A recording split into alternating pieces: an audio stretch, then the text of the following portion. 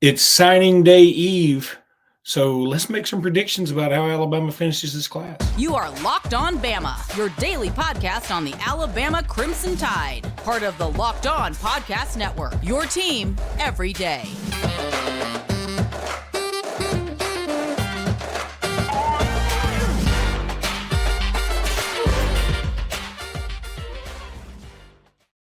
Hey everybody, welcome back into Locked On Bama. Luke Robinson, that's me. Jimmy Stein, that's him. Thank you for making us your first listen every single day. Also, sincerest apologies for yesterday's video. The internet at my office was spotty at best. I didn't realize how bad the video was because, as you all know, I don't edit, and I just put it out there, and it cut off early. So there was like everything that could go wrong did go wrong, and I apologize. I just ended up taking it off of YouTube because it was subpar even by our standards. So I went ahead and took it off. But you can listen to the full thing on the audio podcast anywhere you get your podcast. But so we're back, and Jimmy, it is signing day eve.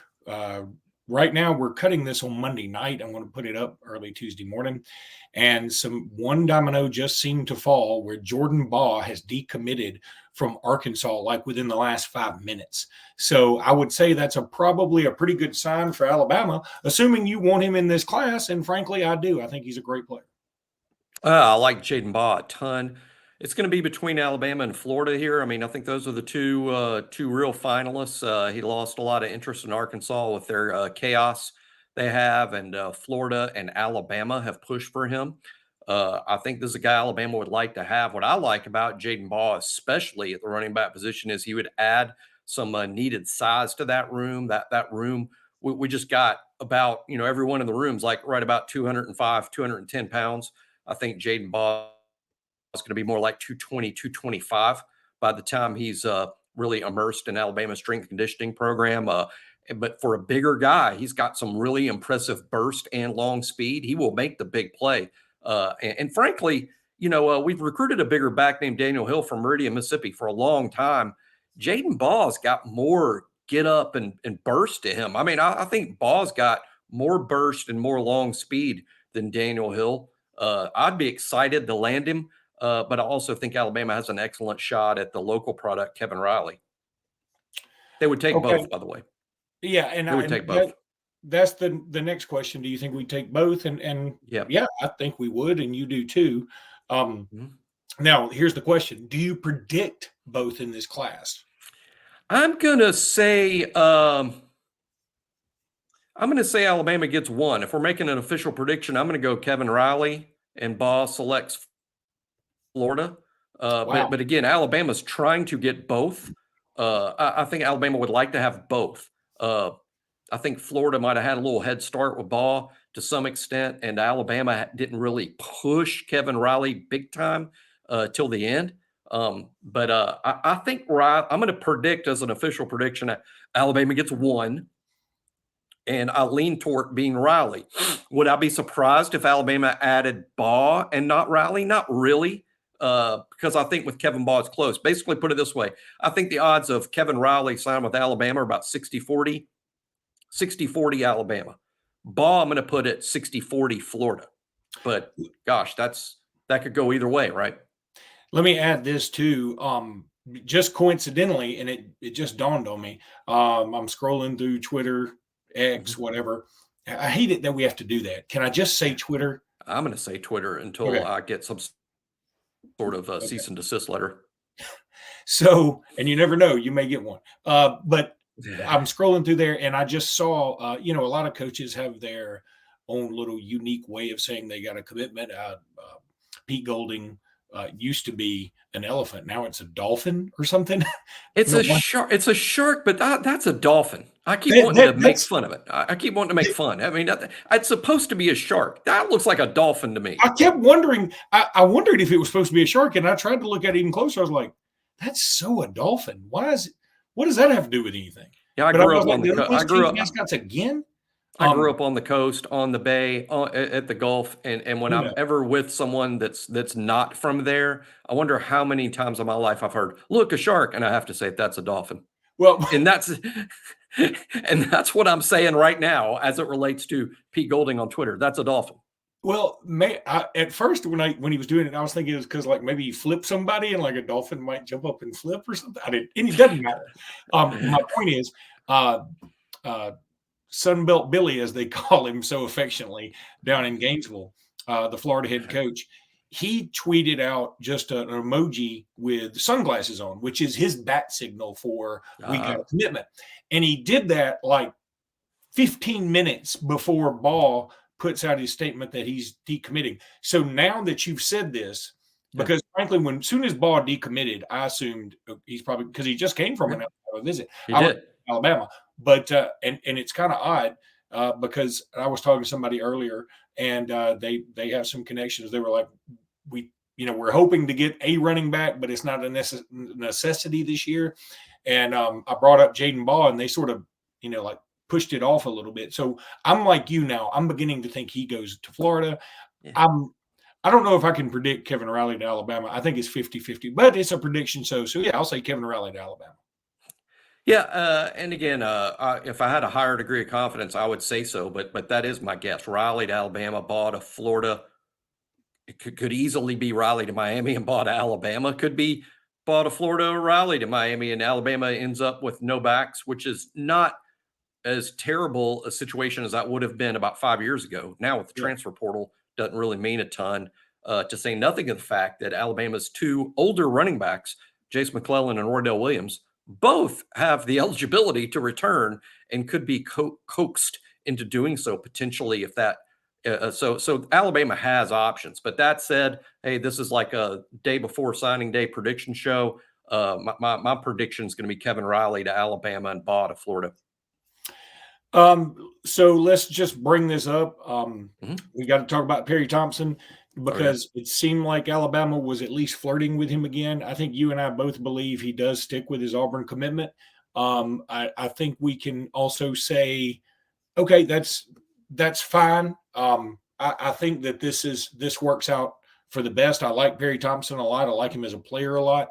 But I just feel like this is probably the best move for everybody. And I think Auburn's getting a heck of a player. He is a fantastic wide receiver. And so kudos to them. And again, I'm not as upset as I would be if Ryan Williams was flipping. By the way, I still predict out Ryan Williams in this class. Yeah, I have Ryan Williams to Alabama. Maybe he signs Wednesday tomorrow. Maybe he does. I wouldn't. I'll be a little surprised if he does, but not like totally surprised. I'll be a little surprised. But regardless, I do think Ryan Williams ends up in the Alabama class, and Perry Thompson to Auburn. Agree with Luke totally there. Perry's a good player. I think Alabama offered him first, and he jumped on that. And I think his family. We've said on BOL, we got some good sources there and some posters who know the situation there a little bit. I mean, I'm piecing it together. I think Perry had some family that would have liked to have seen him at Alabama, but he chose Auburn, and that's fine. That's fine. Alabama's receiver class with Rico Scott, Amari Jefferson, and Ryan Williams is really good. So, hey, that's fine. And so you are predicting Ryan Williams to stick, just for the record. I am going to predict Ryan Williams to stick with a, how about this? Let's go something like a 20% chance he signs Wednesday and 80% chance he signs in February. Okay. Look, the Wednesday thing would certainly be incredible. So I think, and I'll tell you something, there is one of the Rivals writers. I mean, I know he's a competitor of yours, Adam Gorney. I haven't heard of him much, but the national recruiting director for Rivals and Yahoo Sports, he actually tweeted out, if what I'm hearing pans out, Alabama is going to have themselves a day on Wednesday. So, that could mean a gazillion things, but if what I lean towards is Alabama could get Kevin Riley. Alabama could also go ahead and sign Ryan Williams. And we'll talk about Edric Houston a little bit when we come back from this next break. Right now, though, I need to tell everybody about eBay Motors. Passion, drive, and patience. What brings home the winning trophy is also what keeps your ride or die alive. eBay Motors has everything you need to maintain your vehicle and level it up to peak performance, from superchargers, roof racks, exhaust kits, LED headlights, and much, much more. Whether you're into speed, power, or style, baby, eBay Motors has got you covered. With over 122 million parts for your number one ride or die, you'll always find exactly what you're looking for. And with eBay Guaranteed Fit, your parts are guaranteed to fit your ride every time or your money back. Because with eBay Motors, you're burning rubber. You're not burning cash like some dolt. With all the parts you need and the prices you want, it's easy to turn your car into the MVP and bring home that big old win. Keep your ride or die alive at ebaymotors.com. Eligible items only. Exclusions apply. eBay Guaranteed Fit only available to U.S. customers.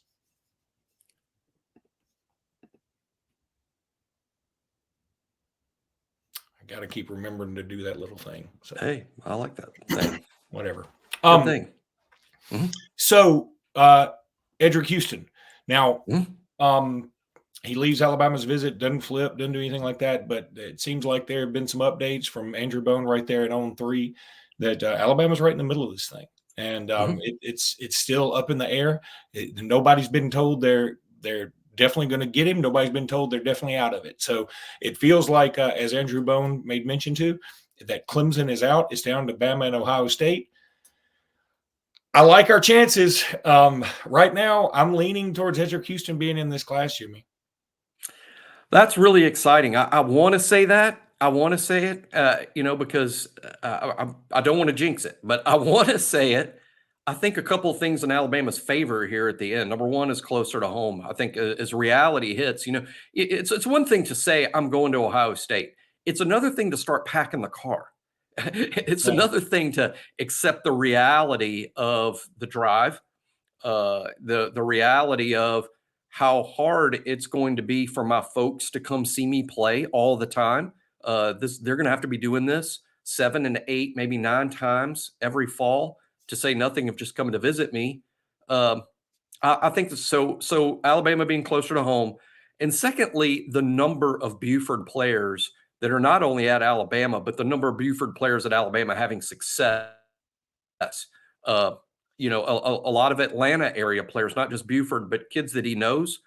And then there's the rumor that Larry Johnson, the outstanding defensive line coach at Ohio State, who has a national reputation, and one of the reasons Ohio State recruits extremely well at that position, he may be retiring, and then you have an unknown there. So you add all that up, I think Edric Houston is having significant, serious consideration about flipping. I applaud Luke for going ahead and putting that out there. I'm just not quite ready, but by the time this airs, I might be. But as of this exact moment, I'm not saying he's not. I think this one's like really up in the air. I was given percentages with the other guys. I'm going to go 50-50 here, which I know sounds like a cop-out. That's exactly how I feel. I think this could go either way right now between Alabama and Ohio State with Clemson out. Well, this is a prediction show. Okay. So I think 50, like I tried to cop out on 50-50 earlier, and I wouldn't allow myself. I'm not going to allow you to do it either. Pick a side. Okay, I'll say Alabama. Wow. Okay. I'm glad that we were able to welcome to our team. I think this is awesome. I like being right. I know I get some grief here and there on BOL and in the comments, but when I make a prediction that people don't want to, but I look at it like, hey, it's my job to be right. I can just come here and predict Malachi Nelson's going to transfer to Alabama, and everybody goes, yay, but that's not true. It's not going to happen. I also think 2 other guys, Jay Sean Ross, will be in this class, and also believe Steve Mbubabua. I have no idea how to say it. I haven't heard anybody say it, and I'm going based off what I can read, and I'm not a good reader. So you and I are calling him Steve from now on. Just Steve from Canada. And so anyway, Alabama's already gotten a crystal ball from On 3 on Steve coming to Tuscaloosa, so that would be fantastic. I like him a lot. I keep looking at these rankings. I know On 3 updated their rankings here today or yesterday. Today, I think. Yes, today. Well, updated the industry rankings. There's 2 rankings at On 3. There's On 3's rankings, and then there's the industry rankings, which is the when you combine all of the rankings from all 4 services, and we call that the industry ranking, that's been updated because I believe 24/7 updated their rankings Yeah, in the that's last correct. day or two. And On3 industry 5 stars. Now, I guess these are your 5 stars. Is that right? Industry 5 stars would be the top 32 players in the industry rankings. So all of them. The top 32, I think, is what they go by, 30 or 32. Okay, well, it kind of does. It irritates me because they actually have 3 wide receivers ahead of Ryan Williams. And I understand he's young. I understand all that. I take it as a personal insult that they think they're 3 wide receivers better than this guy. I mean, he's ridiculous. But regardless, one guy, and I know he's a 4-star with On3, but and maybe it's tough to rank somebody like Steve because he's in Canada. That's right. You don't really know where to go. It's sort of like the kid from Germany we got. And boy, how international are we going this year? So it's difficult to know, but I mean, regardless, I think we get both these guys, don't you? Steve, Jayshon Ross, and Favor Edwin, the offensive tackle from Atlanta. I have a high degree of confidence. Andrew Bone, Tim Watts, Joseph Hastings, all on board with getting all those guys, those 3 guys. So of course I feel really good about those 3.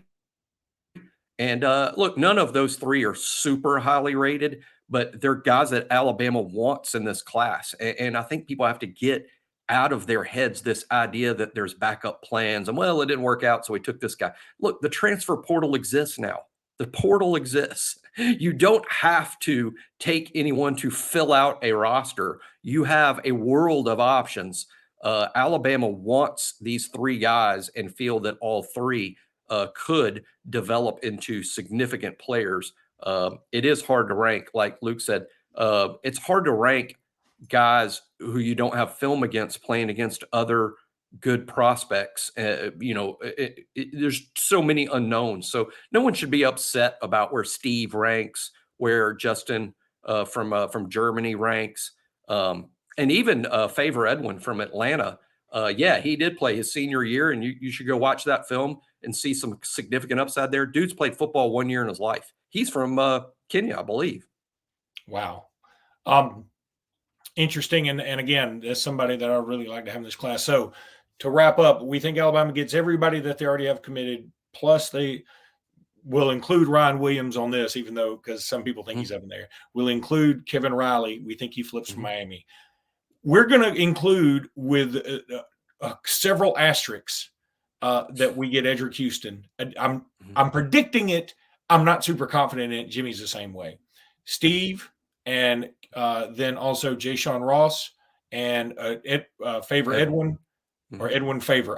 It's Favor Edwin. It's Favor Edwin, and I've got to say it over and over again because I know that I will get that wrong and call him Edwin Favor his whole career if I get that wrong. I will be reading it in front of me, and I'll say it backwards. Who was the Jennings Hester?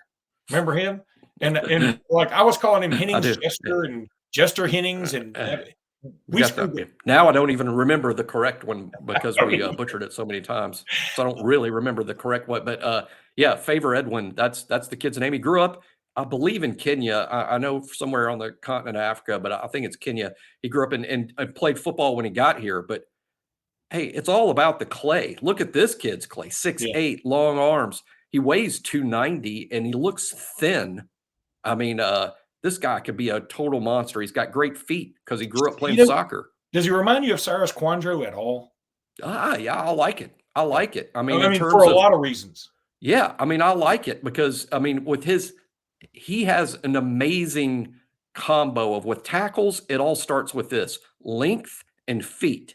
I mean, that's where it's got to start, right? I mean, are you really long and with long arms? Because that's what you need to pass block at this level. And do you have quick feet? And it's hard to find 300-pound guys with quick feet and have long arms. And this guy checks every one of those boxes. Now, we got to teach him how to play. He's got to play against good competition. And here's another thing. Boy, this could set up a whole 30-minute rant. I hate the people that criticize because we take a project. They're all projects. The only ones that aren't projects are Caleb Downs and Ryan Williams. and Ryan Williams. They all have to get bigger, stronger, and learn how to play at this level of football. Almost all of them. But boy, you get some reaction when you see, here's another project, DJ Fluker. How'd that work out? Look, there's some kids just take longer, and you know that going in, but you still take them because the upside is so high about look how good this kid could be. We want to invest. It's like a stock. We want to invest in this guy. All right, Jimmy, when we come back, we're going to talk about a couple of portal guys and just some portal news, and then any highlights from Nick Saban's press conference. Wait a minute. I don't think I was supposed to do that. Oh, well, It doesn't matter. I've already done it. I like it. I mean, should I do the close one now? Just did the close one because I don't know if I'm supposed to do it or not. Look, the thing with being with Locked On, and I love Locked On, I do appreciate I do appreciate it a ton. And I love all the employees, Zach and Blackerby and everybody that's associated with us. But what they can't understand is Jimmy and I hadn't caught up to the very first email about this is how you put a podcast together. And we're still working on that. A gazillion emails since then. And they just I'm just getting used to doing some of this stuff. And they're like, okay, now we also need you to do this fast open and fast close thing. I'm like, because see, Jimmy, I know you're not going to do it. You can't. I don't even I give up on that. And I'm not smart enough to do this. But anyway, and by the way, everybody, again, for the 100th time, I'm so sorry that the video quality was so bad yesterday. Y'all please stick with us. I know I was embarrassed by it. I don't get embarrassed very easily, and I was super embarrassed by that. But so Jimmy, transfer portal stuff. Yes. Number one, and I should Google this because I could find it out. Is Evan Stewart even in the portal from A&M? No, he never entered the portal. Well, what's weird, he tweeted something. He just said checkmate. Now, I don't know what that means. Nobody knows what it means. But a lot of people started posting, yeah, we want you here. We want you here. Now, they may do that after every Evan Stewart post. As you know, to me, that's probably my most coveted guy in the portal if he were in the portal because I love Evan Stewart. I think he's amazing. Right. Now, yes. LT Overton is also in the portal. He visited Alabama. Do you like Alabama's chances there? That's a maybe. I think of all the guys in the portal right now, I think that one would be the most likely Alabama guy. But, we got some schematic issues with him about his size. Out of high school, we thought we like this guy, but we like him as a defensive lineman. Texas A&M plays a different scheme, and they saw him as a defensive end, and they literally asked him to lose weight. So he worked on losing weight. We want him as a defensive lineman that's like Justin Aboigbe, who's 292, Tim Smith, who's 305. Well, LT Overton shows up at Alabama under 260, and he's not a guy that you're going to take at Alabama. If you're 260, you can maybe get away with playing jack, the outside linebacker spot. But are we going to take a kid from the portal who's maybe he can get away with playing this spot? No, you take the home run, right? So I think we're interested in adding Overton, but it's got to be with a commitment from him that he wants to play at 290, in college, and that's what's best for him. So you got to kind of wade through all that, I think, and because of that schematic issue, I think most likely ends up somewhere else, frankly. But I do think it's possible that he could choose Alabama, and I do think if he gained the weight, he would be a fantastic prospect lining up inside, which is why he was a 5-star in the first place out of high school 2 years ago. God, I hate that answer. I really was hoping we'd get this guy.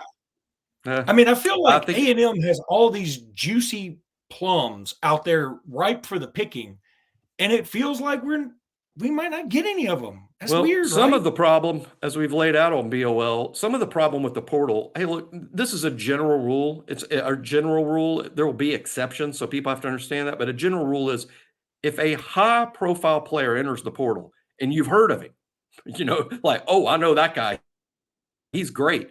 He's going to be pricey. And generally, Alabama is not going to be super interested in the Shohei Ohtanis of the transfer portal. I mean, that's just the best way to put it. And a lot of these guys literally are in the portal for that reason.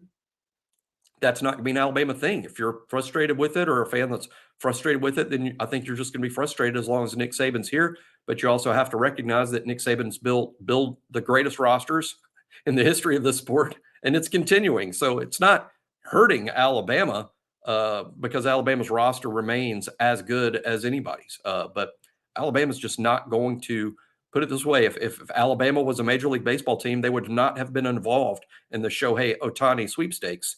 But they're probably the Rangers or the Braves or somebody that's going to win the World Series anyway.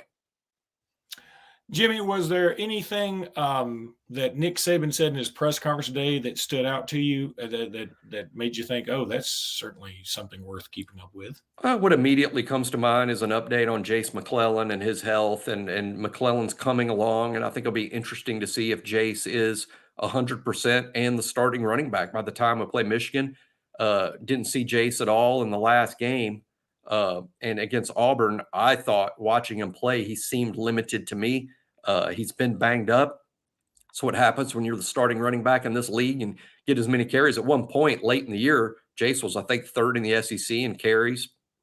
You're going to get all sorts of banged up when that happens. So I don't think he's injured to the point that he needs surgery and has no chance to play in the playoffs. It's not that at all. It's just, can he heal up from these injuries in time to be 100%? The good news is Roydell and Jam Miller were so good against Georgia, and you got Justice Haynes in the wings.